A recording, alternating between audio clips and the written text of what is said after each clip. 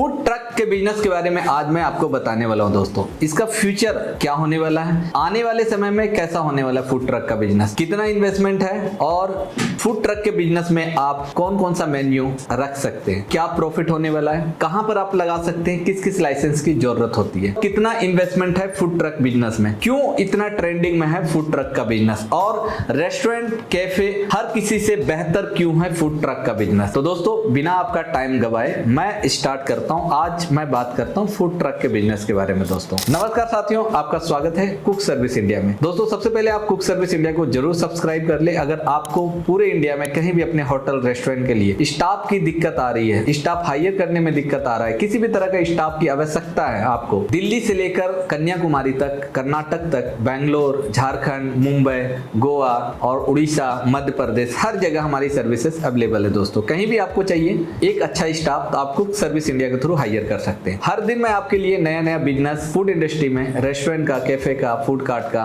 हर तरह का बिजनेस के बारे में डिस्कस करता रहता हूं। लेकिन आज मैं आपको बताने वाला हूं फूड ट्रक का बिजनेस कैसा होने वाला है फ्यूचर में और अभी उसका वर्तमान में स्थिति क्या है, ये सारी चीजें मैं आपको बता देता हूं। दोस्तों सबसे बढ़िया बिजनेस फूड ट्रक का क्यों है, इसका सबसे पहली चीज आप एक एक स्टेप बाय स्टेप सारी चीज आप समझे। दोस्तों आप समझो दोस्तों, एक फूड ट्रक अगर आप तैयार करते हो, एक डिपार्टमेंट का अगर होता है तो वो आपको 4 से 5 लाख का बजट आने वाला है। किस तरह का फूड ट्रक होता है, आजकल आपने देखा होगा कि कोई सेकेंड हैंड गाड़ी भी उसमें पीछे में कस्टमाइज करके वो फूड ट्रक बना लिया जाता है या फूड वैन बना लिया जाता है। लेकिन फूड ट्रक में क्या है दोस्तों, आप बिल्कुल भी गाड़ी ना ले, टेलर मेड बनाए, लाइक टेलर या पीछे में जैसे हुक करके कहीं भी आप लेके जा पाओ। क्योंकि गाड़ी भी आप लेते हो सेकेंड हैंड तो आपको 4 से 5 लाख पड़ जाता है। बड़ा गाड़ी लेते हो ट्रक टाइप का सेकेंड हैंड तो ये कॉस्टिंग पड़ जाता है। या नॉर्मल आप मिनी वैन वो अगर लेते हो तो वो भी आपको 2-3 लाख का पड़ेगा। लेकिन अगर आपने टेलर लिया कस्टमाइज कि नीचे उसका बेस बना हुआ, उसके ऊपर में आपने एक ट्रक साइज में, एक एम्पल साइज में स्पेसियस की आपका 6 फुट का चौड़ाई और उसके अलावा आप मान के चलो आपकी लंबाई कम से कम 8 फुट 10 फुट इस तरीके से आप बनाते हो या 12 फुट, तो वो आपके लिए काफी अच्छा होने वाला है क्योंकि उसको हुक कहीं भी किया और लेके चला गया। तो फूड ट्रक का बिजनेस में काफी फायदा होने वाला है आने वाले फ्यूचर में, क्योंकि उसमें आपको किसी भी तरह का इंफ्रास्ट्रक्चर जैसे एसी हो गया, लाइटिंग हो गया, बहुत जैसे रेस्टोरेंट में बहुत सारा खर्चा होता है इंटीरियर के ऊपर, वो खर्चा आपका बचने वाला है और 4 से 5 लाख में आपका रेडी हो जाने वाला। अगर आप चाहते हो 3-4 डिपार्टमेंट हो कि उसमें चाइनीज भी हो, इंडियन भी हो और उसके अलावा भी कुछ और भी मेन्यू रखना चाहते हो, तो पहले ही आपको जब आप इसको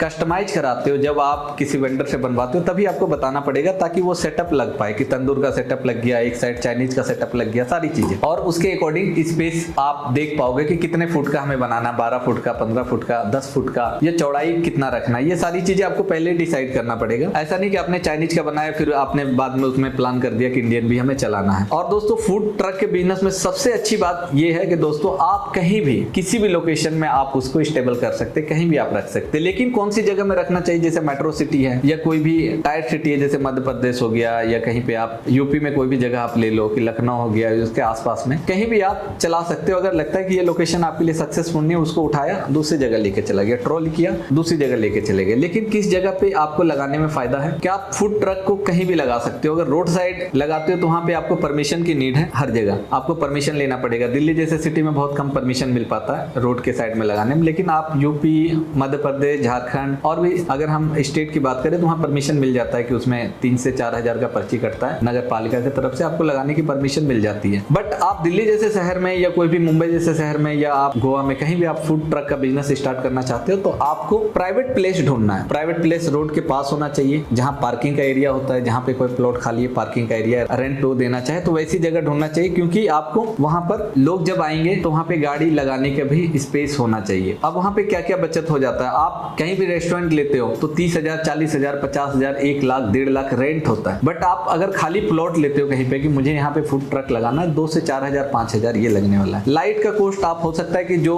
लैंड ओनर है उनके आसपास में अगर कोई भी लाइट है या डायरेक्टली आप आजकल रेंटर के लिए अवेलेबल है हर जगह कि आप रेंटर के लिए आप वहां पे रेंट पे लिए रेंट एग्रीमेंट देना है, आप जो भी कंपनी का इलेक्ट्रिसिटी लेना चाहते हो वहां पे अप्लाई करोगे, वहां पे आपको प्रीपेड मीटर लग जाएगा, आराम से प्रीपेड मीटर लग जाएगा जिसका कॉस्ट 2 से 3,000 आपको सिक्योरिटी देना होता है और आपके वहां पे लग जाएगा। जो भी आप यूजेज करते हो पहले आपको पे करना पड़ता है, फिर यूज करते हो। और दूसरी चीज आपको इलेक्ट्रिसिटी बिल बहुत ज्यादा नहीं आएगा क्योंकि यहाँ पे एसी नहीं लगा हुआ है, ना ही उस तरह का स्पेस है अंदर में बैठने का। जो भी लोग ऑर्डर कर रहे हैं या खा रहे हैं वो या तो अपने गाड़ी से खुद आएंगे, गाड़ी में खा रहे हैं या बाहर खा रहे हैं, ये सारी चीजें, तो वहां पर आपको ये खर्च बच जाने जाने वाला है। और रही बात स्टाफ की, तो स्टाफ हर तरह का आपको मिल जाएगा। एडवर्टाइजमेंट डाल दिया तो बहुत लोग आपके पास आ जाएंगे, इजीली आ जाएंगे। फिर भी अगर नहीं आता है तो आप कुक सर्विस इंडिया को कॉल करें, विद इन वीक में आपके पास सारे स्टाफ पहुंच जाएगा। और दूसरी चीज, अगर एक लोकेशन आपके लिए सक्सेसफुल नहीं है, अच्छा नहीं है, तो आप दूसरी लोकेशन में आराम से शिफ्ट कर सकते हो। लेकिन एक रेस्टोरेंट को, कैफे को आप आराम से शिफ्ट नहीं कर सकते हो, क्योंकि उसको पूरा तोड़फोड़ करना पड़ेगा। जो आपने इंटीरियर में खर्चा किया 4 लाख 5 लाख 10 लाख, वो आपका वेस्ट हो गया। फिर दोबारा से आपको इंटीरियर में कॉस्ट लगाना पड़ेगा, खर्चा करना पड़ेगा। बट फूड ट्रक में ऐसा नहीं है। फूड ट्रक में आप अगर लगता है कि ये आपके लिए सक्सेसफुल नहीं है लोकेशन, आप उस फूड ट्रक को कहीं और भी लोकेट कर सकते हो। ये आपको बेनिफिट है फूड ट्रक में। और दूसरी चीज, लोग आजकल खाना में लो बजट वाले खाना ढूंढते हैं, जिसमें कि कम पैसे में उसको अच्छा टेस्ट मिल पाए, तो सबसे बेस्ट ऑप्शन होता है फूड ट्रक। और कहीं भी लोग जा रहे होते हैं तो वो प्रेफर करते हैं कि रेस्टोरेंट में ना बैठ के मैं चलते फिरते रास्ते मुझे कहीं पे मिल जाए, अपनी गाड़ी में कुछ स्नैक्स वगैरह मंगा लूं और टाइम का भी बचत हो, फटाफट हमें कुछ स्नैक्स वगैरह लिया और चलते बने। तो